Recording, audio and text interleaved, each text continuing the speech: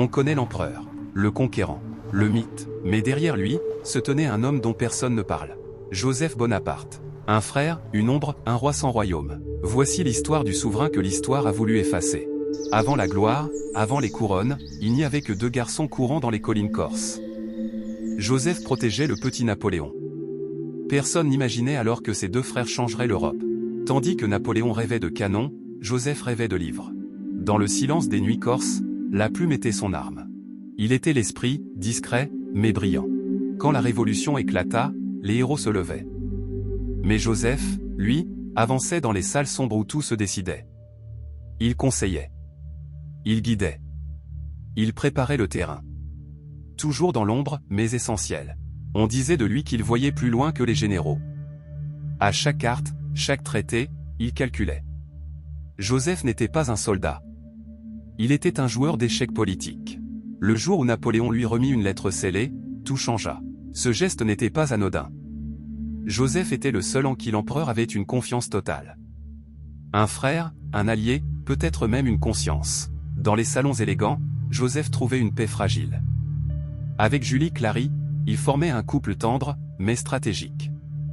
L'amour, mêlé au destin d'un empire. Naples s'ouvrit devant lui comme un théâtre en feu. Le peuple acclamait son nouveau roi. Joseph entra dans la ville tel un souverain, mais aussi un étranger. La couronne pesait déjà. Dans ses chambres dorées, il s'asseyait en silence. La couronne posée à côté de lui semblait plus lourde que le plomb. Il se demandait: est-ce vraiment ma place, ou seulement celle du frère de Napoléon? Mais Joseph ne resta pas spectateur. Il transforma Naples, école, route, loi moderne. Il travaillait pour un pays qui n'était pas le sien, mais qu'il essayait pourtant de sauver. Les ruelles sombres murmuraient. Les couteaux brillaient dans l'ombre. Joseph sentait la haine monter. Et comprenait que chaque réforme avait un prix.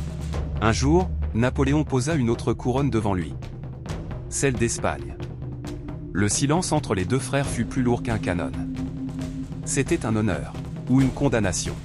Face aux symboles royaux, Joseph resta immobile. Il savait qu'en acceptant, il marcherait vers un royaume hostile. Mais comment dire non à l'empereur? Comment refuser un frère, un destin, un empire? Madrid l'accueillit dans un silence glacial. Les regards se détournaient. Il n'était pas le roi. Il était un intrus. Un roi imposé par la force. Sur le balcon, Joseph regardait la foule. Des cris, des protestations. Il comprit alors qu'on peut lui donner une couronne. Mais jamais un peuple. Partout, des routes brûlaient. Des guérillas éclataient dans les montagnes. Chaque parchemin qu'il recevait portait le poids de la mort. Joseph n'était plus un roi, mais un homme traqué. Alors il écrivit. Des nuits entières. Des lettres pleines de douleur et de vérité. Il avouait sa peur, sa solitude. Mais Napoléon ne pouvait pas reculer. Dans les couloirs vides du palais, Joseph marchait sans fin. Ses pas résonnaient comme le rappel d'une défaite annoncée.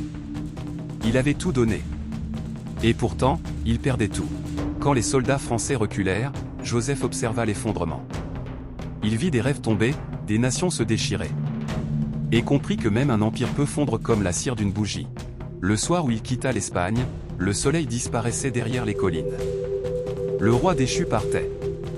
Non pas vaincu par une armée, mais par l'histoire elle-même. Sur les plages du New Jersey, Joseph avançait seul. Le vent portait l'odeur du nouveau monde. Ici, personne ne connaissait son nom, ni son passé, ni ses couronnes perdues. Il vécut sous un faux nom, parmi des gens simples. Pour la première fois, Joseph n'était plus un Bonaparte. Il était juste un homme. En vieillissant, il regardait les portraits de Naples et d'Espagne, des images d'un destin brisé. Il se demandait: et si j'avais refusé?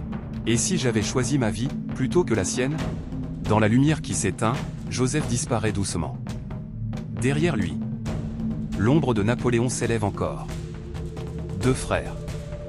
Deux destins. L'un devenu empereur. L'autre, resté seulement. Le frère du trône.